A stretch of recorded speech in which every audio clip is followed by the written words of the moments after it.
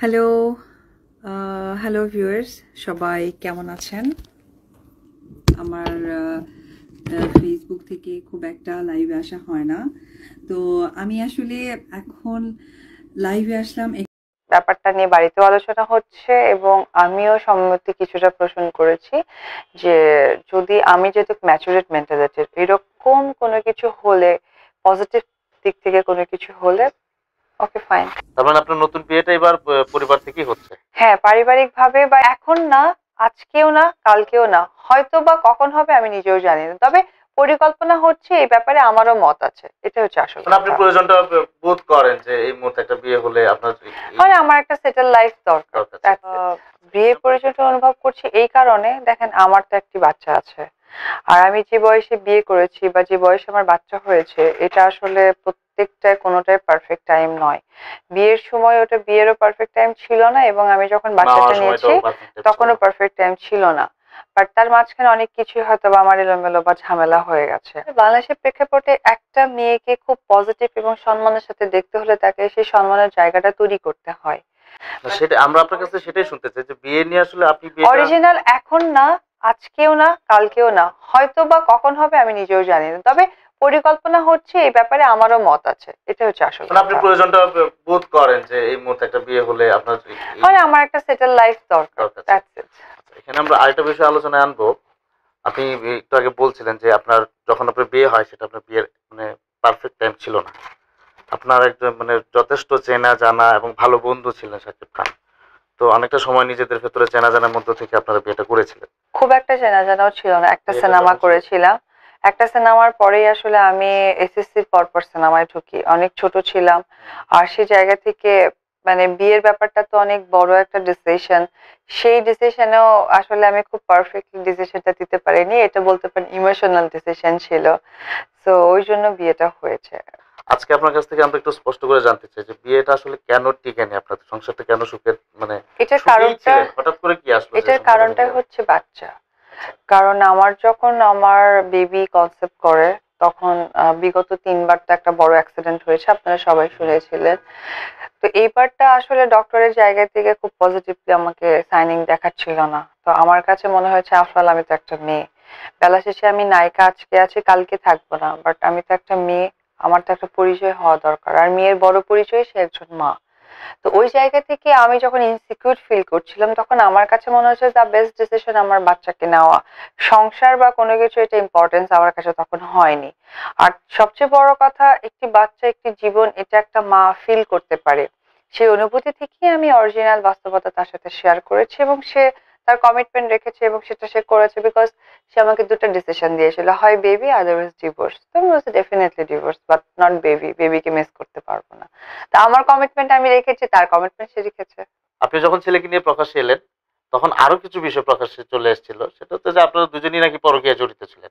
যে আপনার হাজবেন্ড বলেছে যে আপনি অন্য কোনো নায়কের সাথে আপনার সম্পর্ক ছিল, আবার আপনিও বলেছেন আপনার হাজবেন্ড অন্য নায়িকার সাথে তার সম্পর্ক আছে, অনেকের প্রতি দুর্বল। তো পরকীয়ার এই ব্যাপারটা কি শুধু অভিযোগ করার জন্যই বলা, নাকি এর কোনো সত্যতা ছিল, এটা একটু জানতে চাই। আমি কোনো কিছু ওইভাবে ইন্ডিকেট করে বলতে চাই না, আদৌ কে কার সাথে জড়ানো আছে এটা কারণ পৃথিবীর মানুষ কথাগুলো আসলে দেখছে। চলমান গুজব, এগুলো না, আসলে হচ্ছে আমি কি হওয়া উচিত? একজনের ব্যাপারে গুজব কখনোই বলবো না। যদি গুজব হতো তাহলে অনেক কিছু স্পষ্ট হয়তো বা গুজবের কাতারে চলে যেত, বাট অনেক কিছু হয়তো তার ক্ষেত্রে সত্যি, আমার ক্ষেত্রে সত্যি নয়।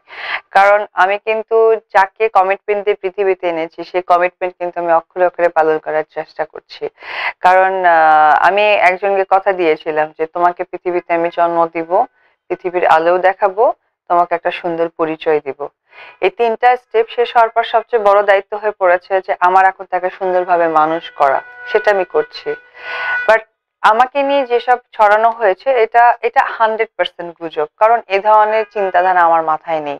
এগুলো থাকলে আমি কখন বাচ্চা পালবো, কখন আমি নিজেকে সুন্দর করব, বা কখন আমি সব দিক থেকে পারফেক্ট টাইমিং দিব, তখন তো আমার সময়টা ভাগ হয়ে যাবে। সো যেটা আমাকে নিয়ে ছড়ানো হয়েছিল এটা টোটালি গুজব। আর তাকে নিয়ে যেটা ছড়ানো হয়েছিল এটা আমি মনে করি এটা সত্যি, কারণ লাস্ট 1 থেকে 1.5 বছর বাচ্চার কোনো খরচ, বাচ্চাকে দেখা বা বাচ্চার যে দায় দায়িত্ব, সেটা কোনোটাই সে করছে আমি না। বলতে যাচ্ছিলাম যে ডিভোর্স হওয়ার পরে আসলে ছেলের ব্যাপারগুলো, ছেলের দায়িত্বগুলো আপনারা কিভাবে ভাগাভাগি করছেন? না, ভাগাভাগি বললে টোটালটা ভুল হবে, বলে যে টোটাল ভাগটাই আমার, ভাগাভাগি তার মধ্যে কিছুই পড়ছে না। সে সব জায়গায় যেটা করে ম্যাক্সিমাম সময়, সে শোবিজের মানুষ তো অলওয়েজ শো অফ করতে পছন্দ করে।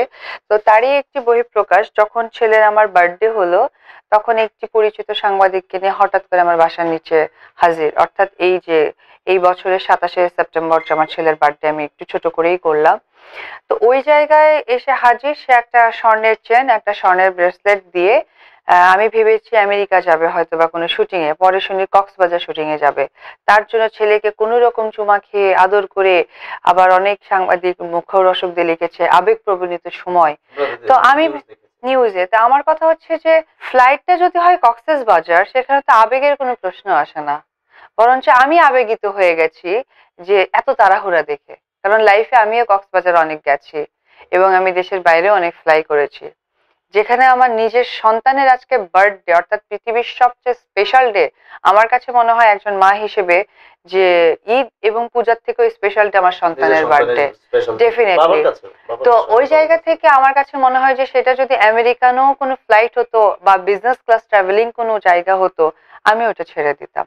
তো সেখানে কক্সবাজারের ফ্লাইটটা সে মিস করতে চাইনি, এটা প্রচন্ড হাস্যকর। বাচ্চা তো বাবাকে ওইভাবে বুঝে উঠতে পারে না যে সে কক্সবাজার যাচ্ছে, বাচ্চার দরকার বা বাবার সাথে খেলা, সে সময়টা তো আর পায়নি। তো এখানে আর কিছু বলার থাকে না। খরচপাতির দিক থেকে স্কুলের 2 বছর, ও যেহেতু স্কুল অলরেডি 1 ইয়ার প্লাস হয়ে গিয়ে আবার 2 ইয়ারে যাচ্ছে, অর্থাৎ আমি তোকে অনেক ছোটতে স্কুলে দিয়েছি 2 বছর বয়সে। এখন আমার ছেলের বয়স 3 বছর। এই 2 বছর স্কুলের খরচটাই সে দিয়েছে।